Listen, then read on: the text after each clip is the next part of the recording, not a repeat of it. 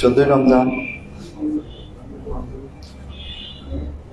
দেখতে দেখতে প্রায় রমজান মাসের মাঝামাঝি সময় আমরা পৌঁছে গিয়েছি। আলহামদুলিল্লাহ, এই কয়েকদিন আমরা মূল্যবান গুরুত্বপূর্ণ আলোচনা আমাদের উস্তাদের মুখ থেকে শুনেছিলাম, তারই ধারাবাহিকতায় সূরা কাফিরুন। আজ আমরা শুনবো সূরা কাফিরুনের তাফসীর। দাওয়াত এখন আমাদের উস্তাদের মুহতারাম। السلام عليكم ورحمة الله وبركاته. أعوذ بالله من الشيطان الرجيم. بسم الله الرحمن الرحيم. الحمد لله رب العالمين، والصلاة والسلام على سيدنا ومولانا أبي القاسم المصطفى محمد. اللهم صل على محمد وعلى محمد وعلى أهل بيت الطيبين الطاهرين المعصومين المكرمين، سيما بقية الله في الأرضين. الحمد لله الذي هدانا لهذا وما كنا لنهتدي لولا أن هدانا الله. أعوذ بالله من الشيطان الرجيم. بسم الله الرحمن الرحيم.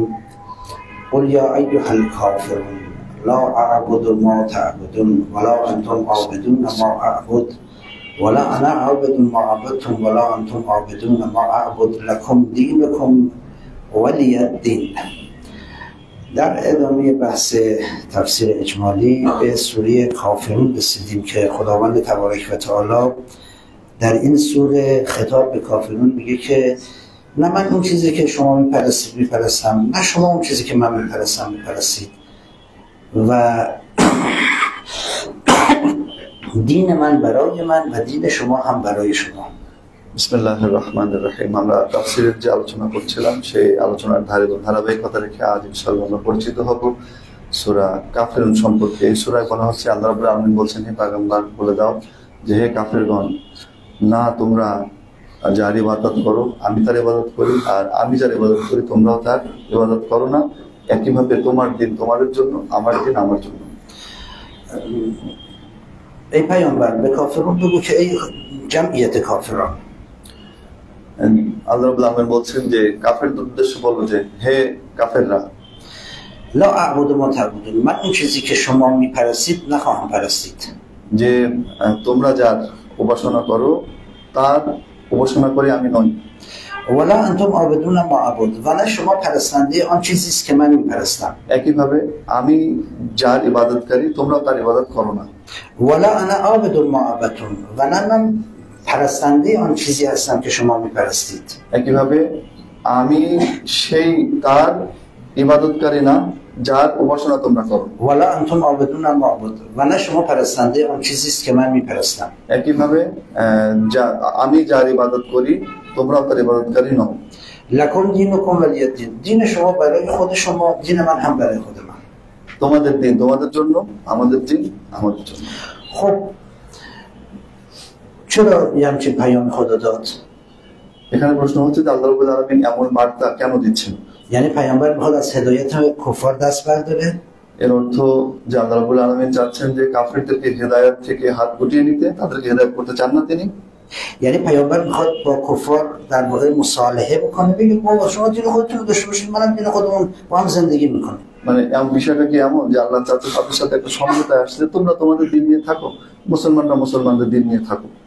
مثلا دو تا مطلب مطرح شد. یکی این که آیا این سوره به معنای دست برداشتن از هدایت کفاره؟ তাহলে এখানে দুটো বিষয় স্পষ্ট হলো। প্রথমত হচ্ছে যে এই সূরার অর্থ কি তাহলে এমন যে তারা আল্লাহ রাব্বুল আলামিন কাফেরদেরকে হেদায়েত করতে চান না বা হেদায়েত করার আগ্রহ তিনি আর প্রকাশ করছেন না, বিষয়টা কি এমন? و سوال دوم، آیا این سوره به معنای تساهل، تسامح و تساهل، یعنی همون تولرنسی که در غرب مطرح میشه، یعنی ما با یکدیگر همزیستی مسالمت آمیز داشته باشیم؟ আর দ্বিতীয় যে বিষয় সেটা হচ্ছে যে নাকি এখানে এর অর্থ হচ্ছে যে সমঝোতা করা তাদের সাথে, যে শান্তিপূর্ণ সহাবস্থানের যে বিষয়টা আছে, তোমরা তোমাদের ধর্ম নিয়ে থাকো, আমরা আমাদের ধর্ম নিয়ে থাকি, বিষয়টা কি এমন? اصلا چرا این سوره نازل شد؟ এই সূরার আসলে একটা প্রশ্ন, এখানে সবচেয়ে বড় যে প্রশ্নটা জাগে সেটা হচ্ছে যে এই সূরাটা কেন অবতীর্ণ হয়েছে? کفار دیدن باید به نحوی با پیامبر مصالحه بکنن تا زندگی دنیاشون رونق داشته باشه. কাফেররা বুঝতে পারলো যে এই পৃথিবীতে যদি ভালোভাবে বা এই অঞ্চলে যদি ভালোভাবে থাকতে হয় তাহলে রাসূলের সাথে একটা সমঝোতা করতে হবে। اومدن دو تا پیشنهاد دادن. এই ক্ষেত্রে তারা দুটো পরামর্শ দিল। گفتن که یه مقدار تو از دینت کوتاه بیا، یه مقدار ما کوتاه میایم، با هم زندگی بکنیم. পরামর্শ কি? যে তুমি তোমার ধর্মীয় বিষয় কিছুটা ছাড় দাও, আর আমরা কিছুটা ছাড় দিয়ে পরস্পর তোমাদের যে খোদা রয়েছে তাদের উপাসনা করি, আবার তোমরা আর এক বছর আমাদের আল্লাহ, আমার যে আল্লাহ প্রভু রয়েছে তার উপাসনা করো। چرا این حرف کفار پیشنهاد دادن؟ কাফেররা কেন এই প্রস্তাব নিয়ে এসেছিল? برای اینکه در واقع دنیاشون به هم نخوره. কারণ কি? তারা শঙ্কিত ছিল যে তাদের পার্থিব যে বিষয়াদি এটা যেন তারা তছনছ না হয়ে যায়। برای اینکه سلطه‌شون در اون এবং তারা চেয়েছিল যে এই কোন রকম গোলযোগ ছাড়া খুব শান্তিপূর্ণভাবে পৃথিবীর যে নিয়ামতগুলো রয়েছে সেগুলো থেকে তারা উপকৃত হবে। پس نیازمند همزیستی مسالمت آمیزی بودن. এবং এর এই সব কিছুর পূর্ব শর্ত কি? একটা শান্তিপূর্ণ সহাবস্থান মুসলমানদের সাথে। ببینید الان شما اگه چنانچه نگاه بکنید، کسانی که در غرب تولرانس رو مطرح میکنن، تسامح و تساهل رو مطرح میکنن، بعد از رنسانس وقتی این مسئله مطرح میشه همواره تساهل امنیتیه، نه تساهل تربیتی. এই যে টলারেন্সের কথা, শান্তিপূর্ণ সহাবস্থানের কথা, যেটা রেনেসাঁর পর বেশি উত্থাপিত হয়েছে, এটা কিন্তু নিরাপত্তার দিকে খেয়াল রেখে তারা এই বিষয়টাকে উত্থাপন করছে। یه دفعه من کوتاه میام برای اینکه دیگری رو تربیت کنم، به راه بیارم، فشار بهش نیاد. یه دفعه کوتاه میام برای اینکه امنیت تأمین بشه. এবং তাদের তরবিয়াতি কোনো উদ্দেশ্য কিন্তু এখানে নেই। এক সময় কি যে আমরা কারোর সাথে সমঝোতা করছি বা আমরা একটু ছাড় দিচ্ছি কি জন্য? যাতে সে আর একটু আপডেট হয়, সে একটু ভালো হতে পারে, এই জন্য ছাড় দিচ্ছি। অনেক সময় না, আমি একটু শান্তিতে থাকতে চাই, স্বস্তিতে থাকতে চাই, নিরাপত্তা নিশ্চিত করতে চাই, এই জন্য আমি তাকে সহ্য করছি। اولی میشه تساهل برای تربیت و هدایت. প্রথমটা হচ্ছে যে যদি তাকে ভালো করার জন্য, ভালো দিকে আহ্বান জানানোর জন্য আমি ছাড় দিচ্ছি, এটা হচ্ছে তারবিয়াতের লক্ষ্য নিয়ে ছাড় দেয়া, সমঝোতা করা। در اسلامی همچین تساهلی داریم. در اسلامی همچین تساهلی داریم. ইসলাম এই ধরনের একটা সমঝোতার অনুমতি কিন্তু দেয়। اما دومی میشه تساهل امنیتی. কিন্তু দ্বিতীয়টা হচ্ছে শান্তি নিরাপত্তা প্রতিষ্ঠার জন্য কি সমঝোতা। در اسلامی همچین تساهلی نداریم. ইসলামে কিন্তু এই ধরনের কোনো ছাড় ইসলাম কিন্তু দেয় না। ما حق نداریم به خاطر امنیت خودمون با دشمن مصالحه بکنیم به قیمت از دست رفتن دینمان.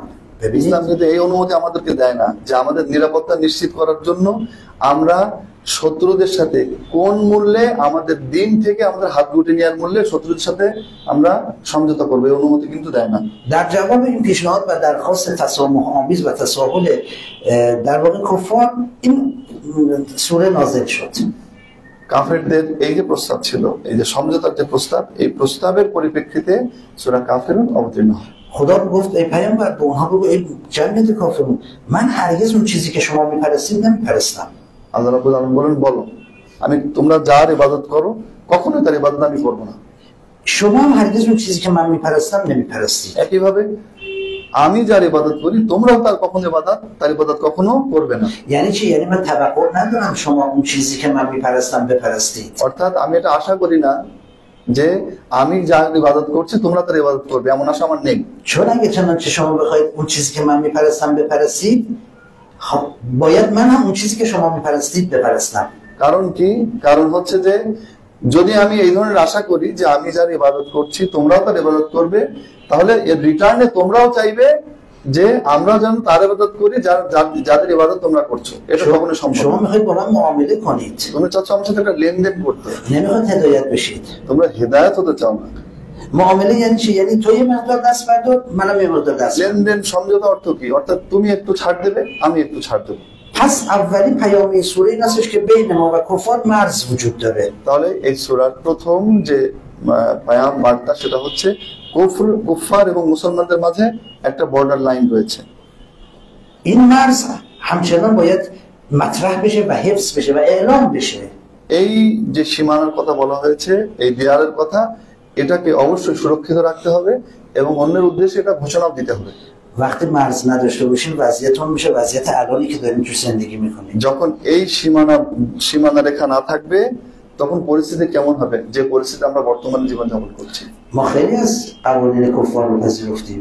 আমরা কাফেরদের অনেক নীতি বিধিবিধানকে আমরা মেনে নিয়েছি। زندگی ما مغلوب از قوانین کفار هستش که الان در زندگی ما وجود داره এবং আমরা যদি খেয়াল করি একটু আমাদের জীবনে যে সকল বিধিবিধান আমরা আমাদের চতুর্পাশে সাজিয়েছি এর একটা বড় অংশ কিন্তু কাফেরদের তৈরি করা। حقوق بشر اسلامی یا حقوق بشری مال کفاره এই যে মানব অধিকার যেটাকে বলা হয় মানবাধিকার, এটা কি মুসলমানদের তৈরি করা নাকি কাফেরদের তৈরি করা? حقوق بشر اجازه همجنسگرایی نمیده মানবাধিকার কি দেয়? সমকামিতাকে পারমিট করে, অনুমতি দেয়। همجنسگرایی از در خیلی از کشورها قانون شده الان এবং এই সমকামিতার বিষয়টি অনেক দেশে কিন্তু আইন সিদ্ধ একটা বিষয় হিসেবে দেখা দিই মানে প্রতিষ্ঠিত হয়েছে। یه حق انسانی محسوب میشه এখানে একটা মানবিক অধিকার হিসেবে এই ভিন্ন বিষয়টাকে উত্থাপন করা হচ্ছে। همون که در واقع در قرآن سورهش اومده و قوم لوط که دیگه معروفه এবং যে সম্পর্কে পবিত্র কোরআনে বলা হচ্ছে আর সূরা লূত সম্পর্কে তো সবারই জানা আছে কম বেশি। خب پس ما چیکار کردیم ما تن دادیم الان به این قوانین تن دادیم এবং তাহলে আমরা কি করলাম এর বিপরীতে? আমরা কি করেছি? এই আইনকে এই কানুনকে আমরা মেনে নিয়েছি। ما به تساوی حقوق زن و مرد تن دادیم আমরা নারী এবং পুরুষের সম অধিকার নামে যে একটা বিষয় বর্তমান বিশ্বে খুব আলোড়ন সৃষ্টি করেছে এটাকেও আমরা মেনে নিয়েছি। اون موقع اومدیم بر زن وظایفی رو تحمیل کردیم که ظرفیتش رو نداره এবং এই আইন এই বিধানটা মেনে আমরা কি করেছি? নারীর উপরে এমন কিছু দায়িত্ব চাপিয়েছি যে দায়িত্ব পালনে সে অক্ষম, پلیسش کردیم তাকে পুলিশ বানিয়েছি। دلمون خوشی که زنامون پلیس هم تو خیابون دارن میگردن আমরা তো খুবই খুশি যে আমাদের নারীরা আমাদের মেয়েরা পুলিশ তারা রাস্তাঘাটে ঘুরে বেড়াচ্ছে। به جایی که این زن بره وظیفه مادری فرزندداری مدیریت خانه رو داشته باشه دلمون خوشی که این زن تو گرما و سرما در کنار مردان سلاح به دوش گرفته الله اکبر যেখানে তার কর্তব্য কি ছিল? মায়ের দায়িত্ব পালন করা, পরিবারকে পরিচালনার দায়িত্ব পালন করা, সেখানে সেগুলোকে ছেড়ে দিয়ে সে কোমরে অস্ত্র নিয়ে সে ঘুরে বেড়াচ্ছে।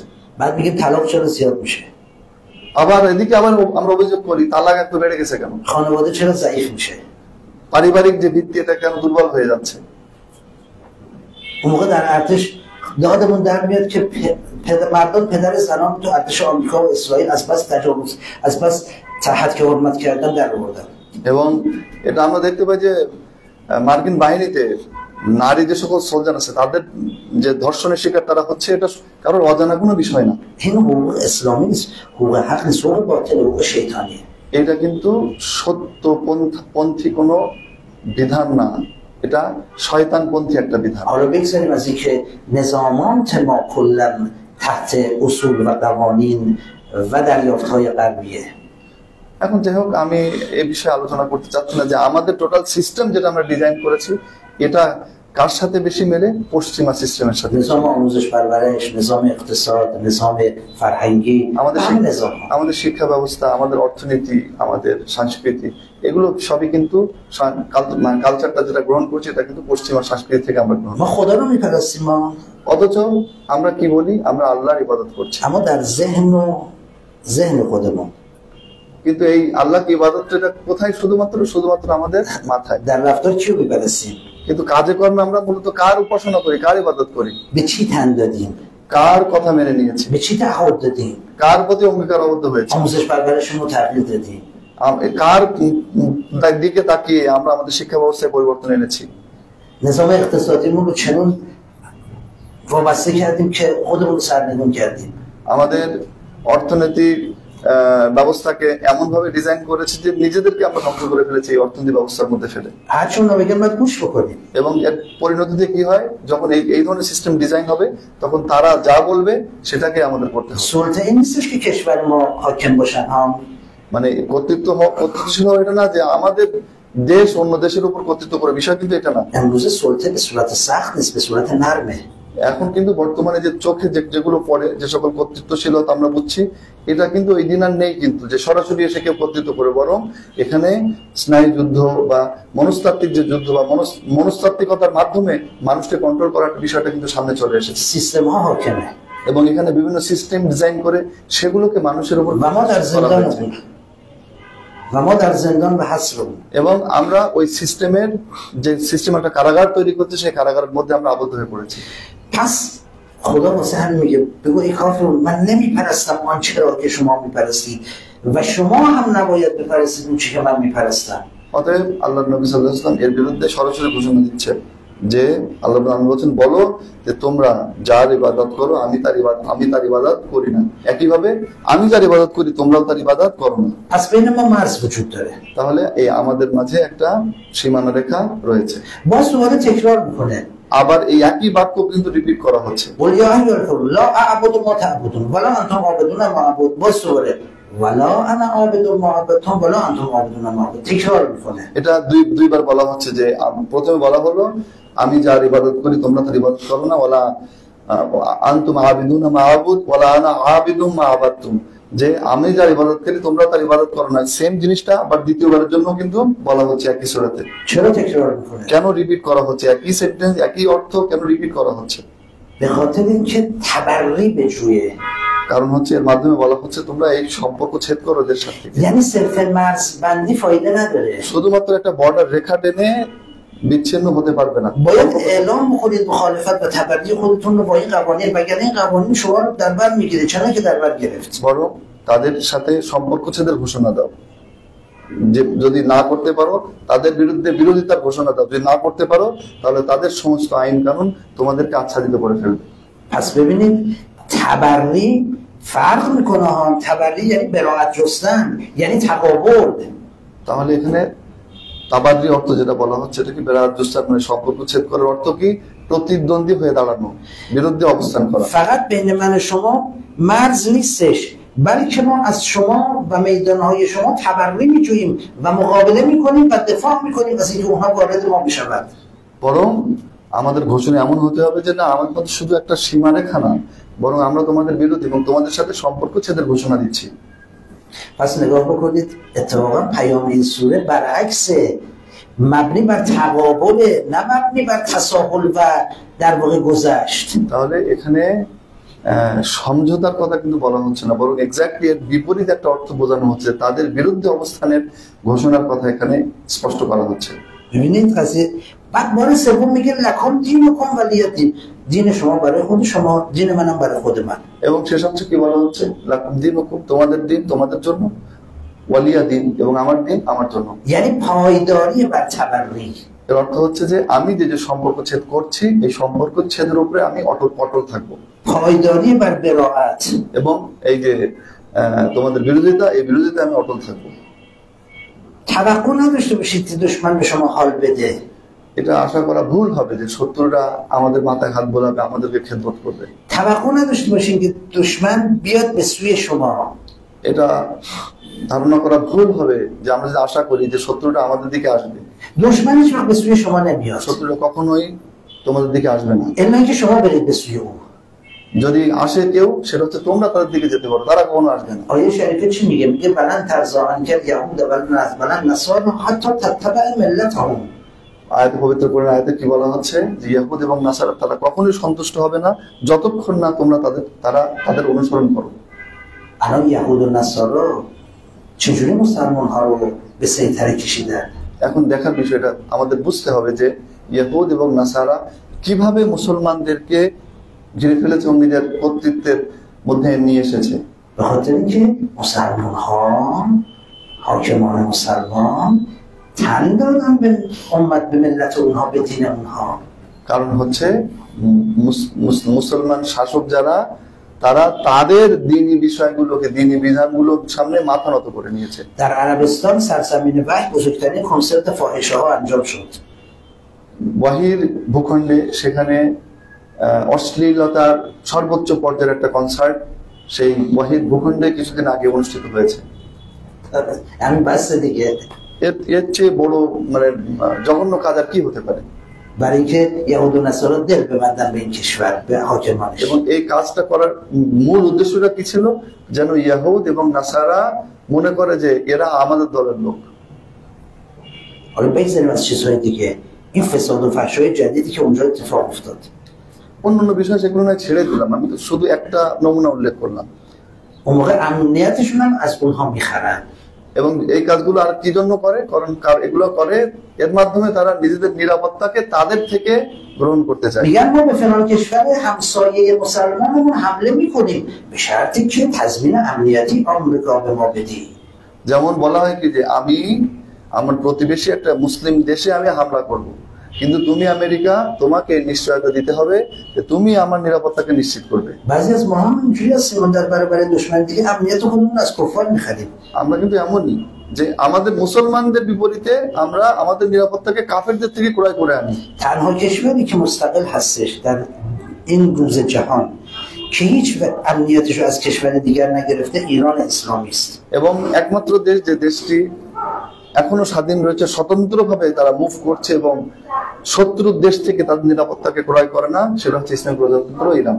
تنها کشوری که به قول یا ایها الکافرون عمل کرد ایران اسلامی است. একমাত্র দেশ যারা এই সূরার প্রতি পুঙ্খানুপুঙ্খ আমল করেছে সেটা হচ্ছে ইরান। ما باید الگو بگیریم. আমাদেরকে এর থেকে নমুনা হিসেবে নিয়ে আদর্শ গ্রহণ করতে হবে। فهم آیات قرآن خیلی مهمه ها. قرآن الکی نازل نشده ها. পবিত্র কোরআন কিন্তু এই যেভাবে আমরা বুঝি এত সাদাসিধে ভাবে কিন্তু অবতীর্ণ হয়নি, এর গভীরতা আছে, এই গভীরতা নিয়ে ভাবতে হবে।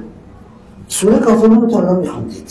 সূরা কাফিরুন আমরা এতদিন ধরে পড়ে এসেছি, কিন্তু آیا تلقی این تلقی از سوره کافرون داشتید که در سوره کافرون میگه مرزبندی تبری پایداری بر تبری؟ এবং কখনো কি এইভাবে ভেবেছিলেন যে এই সূরায় বলা হচ্ছে যে সম্পর্ক ছেদ করতে হবে, তাদের বিরুদ্ধে বিরোধিতার ঘোষণা দিতে হবে, এবং এই যে বর্ডার যে রূপরেখা এখানে বর্ডার লাইন দাঁড় করানো হয়েছে এইটাকে ধরে রাখতে হবে এবং নিজেদের অবস্থানকে অটল রাখতে হবে। تسامح و تساهل با کفار هرگز تقابل آری. এবং কাফেরদের সাথে সমঝোতা এই ক্ষেত্রে কোনো অবস্থাতেই না, এবং তাদের বিরুদ্ধে অবস্থান নিতে হবে। حالا شما بیاد ببینید این قرآن چقدر تو زندگی ما پیاده داره میشه، تو زندگی عرفی ما عادی ما در طول روز. এখন আমাদের দেখার বিষয় যে এই পবিত্র কোরআনের যে সকল মেসেজ আমরা শুনছি পড়ছি এটার কতটা আমাদের জীবন জুড়ে স্থান করে নিয়েছে। ما به عنوان کشور اسلامی وقتی میریم تو بغل آمریکا این چه مفهومی داره؟ যদি আমরা একজন মুসলিম দেশ হিসেবে আমরা আমেরিকার কোলে যে উপস্থিত হচ্ছি এর অর্থ কি? دیگه حالا دیگه بقیه‌اش رو خودتون بهتر می‌دونید. আর এর আলোচনা আরো দীর্ঘ, যেগুলো আপনারা নিজেরাই অনেকটাই বোঝেন, যেটা বিস্তারিত বলার অবকাশ এখানে নেই। پس گویی ما هم در واقع کفر عملی داریم ها. তাহলে এক দৃষ্টিকোণ থেকে দেখলে আমরাও কিন্তু কিছুটা কুফরের সাথে হলেও আমরা জড়িত হয়ে পড়ছি। از جهت اعتقادی کافر نیستیم. আমরা আকীদাগত দিক থেকে কাফের না, اما رفتارمون با کفار زیاد فرقی نمی‌کنه. ارتباطاتمون خیلی مانوسیم با هم. কিন্তু আমাদের কাজে কর্ম এবং আমাদের সম্পর্কগুলো এগুলো কিন্তু কাফেরদের সাথে অনেক অংশ মিলে যায় বা তাদের সাথে অনেকটা কাছাকাছি আমরা। لذاست که ما باید باز برگردیم به قرآن. তাহলে অবশ্যই আমাদেরকে পবিত্র কোরআনের দিকে প্রত্যাবর্তন করতে হবে و ببینیم قرآن چگونه مسیر حرکت ما و تعامل ما رو با جهان و کفار در این سوره کاملا بیان کرده. তাহলে আমাদের দেখতে হবে যে কোরআন আমাদের চলার পথকে কিভাবে নির্ধারণ করছে এই সূরাতে, এবং এইটাকে নির্ধারণ করে আমাদের এগিয়ে যেতে হবে। اللهم صل على محمد وعلى محمد وعجل فرجهم والسلام عليكم ورحمة الله وبركاته.